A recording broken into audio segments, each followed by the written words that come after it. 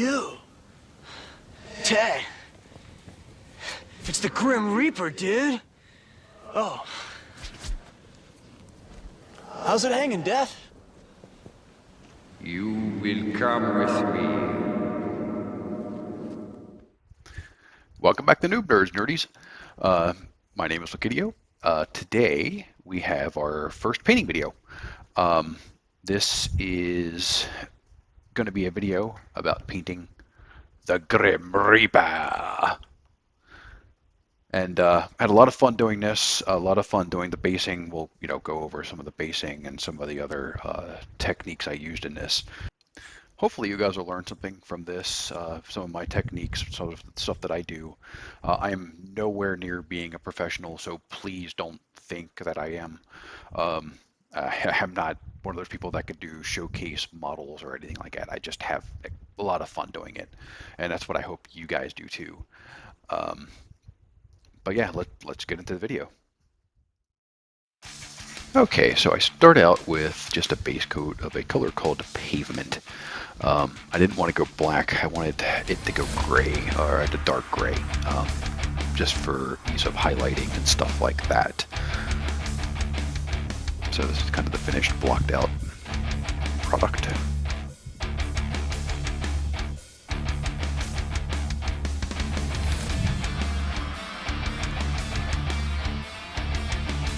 So that I'm going with a little bit lighter, I just mixed the white with that pavement color, and I'm just going to highlight some stuff here. Just going along the edges with, where the light would naturally kind of hit this cloth anyway. If the light was coming from, say, above it, that's the light angle I was going. I kind of pictured them being, I don't know, kind of like Thanos being on like this big asteroid looking over the universe where he was going to go next.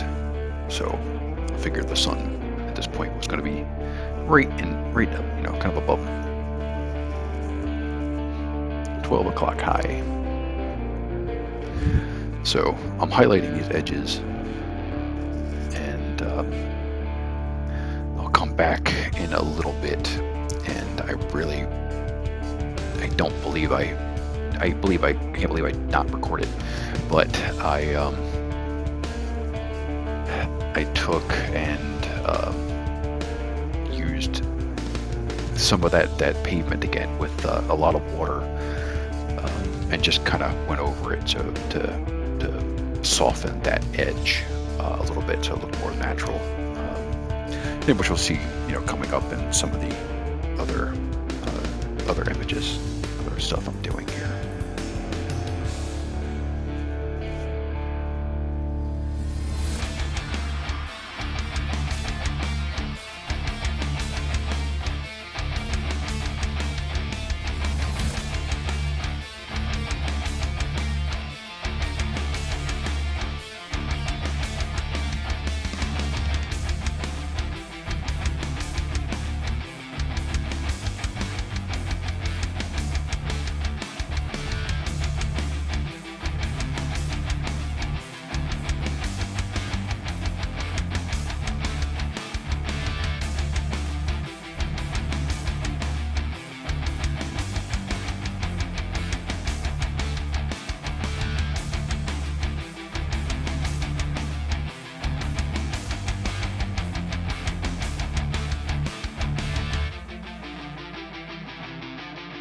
Okay, here's a little better look at some of the edges and the highlighting. You can see how it doesn't really look too natural, and that's why I go back over it with almost like a glaze type paint thinness. It was just pretty much water, but it did a good job of hiding a lot of the stuff that made it look a little more natural as far as like the highlighting goes.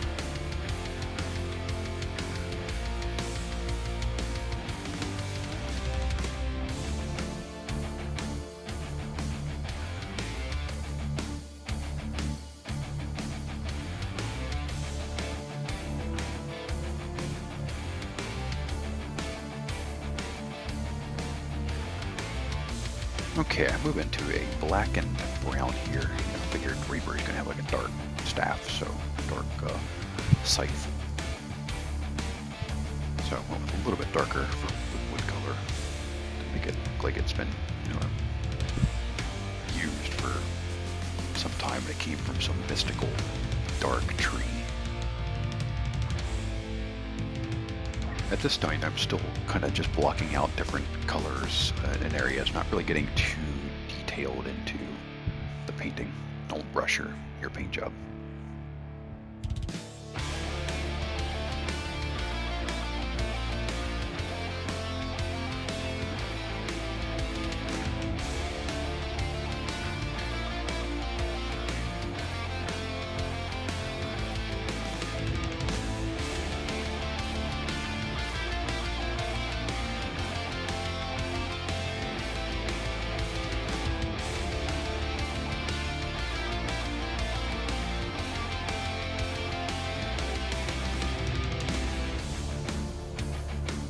Okay, I went with a metallic for the scythe tip. I know some people like using the non-metallic paints for this type of stuff. I'm not that good, so I try to just use metallics and see if I can get it to look somewhat real. Yeah, then I went with red for this because I wanted to add red for you to just kind of like a blood color for it. So I'm painting this little cloth on the scythe itself. It's a red color. Don't always know what colors you're going to go in to use at first. Sometimes you do. I find that I'll paint something and then I'll find another color that looks like it's going to go pretty good other than what I thought it was going to originally.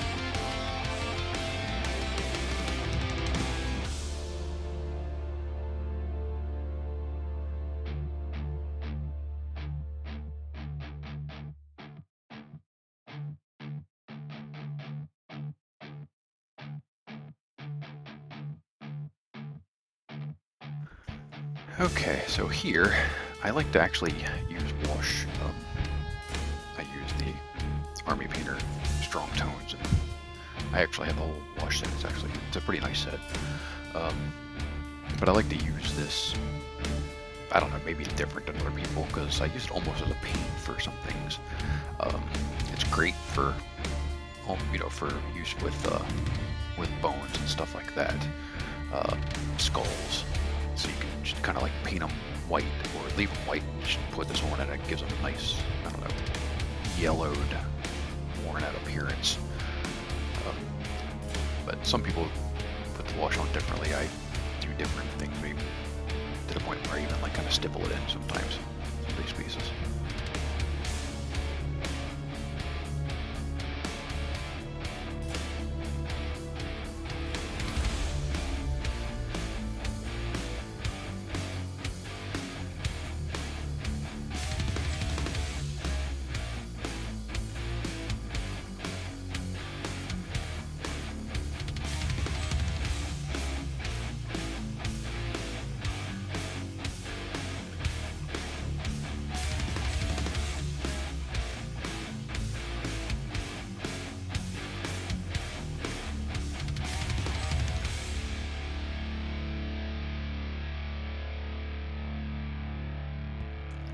And of course, if you get too much in there, like I did, you just take one of those pick up sponges.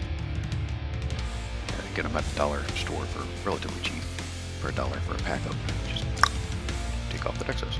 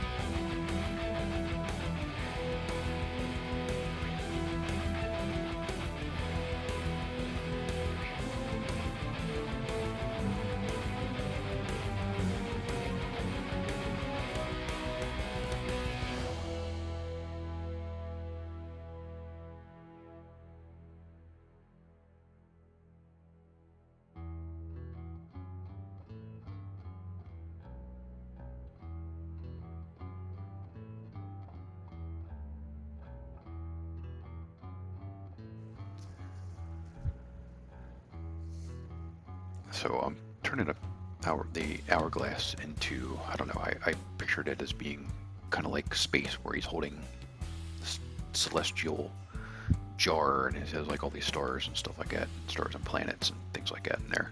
Hopefully it's conveyed pretty well on video. Planets turned out okay. They just, I don't know, maybe they just look like dots to me, but I don't know. Okay.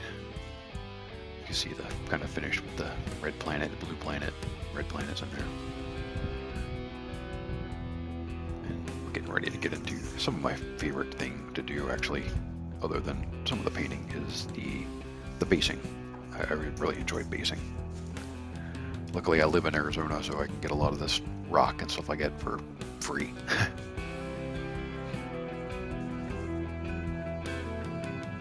So I start with a base, a small layer of, you know, a little bit finer, plus some little bit smaller rocks in there, some gravel, and I let that dry.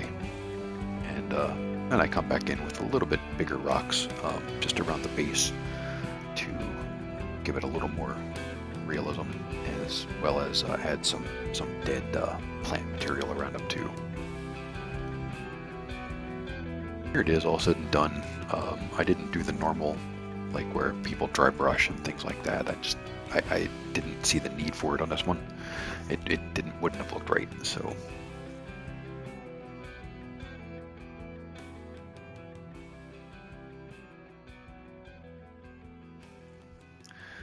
okay, all. I hope you enjoyed that. If you did, you know, please leave a like and comment and subscribe. I plan on doing a lot more of these, including this guy, this little ice, or it's not ice dragon, excuse me, it's crystal dragon.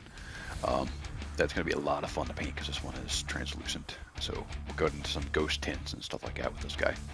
But if you'd like me to go into more detail on how I do some of my techniques, I'd be more than happy to do a video painting. Just let me know and when we can do that, okay? Well, that's it. I hope you enjoyed it. Have a great day.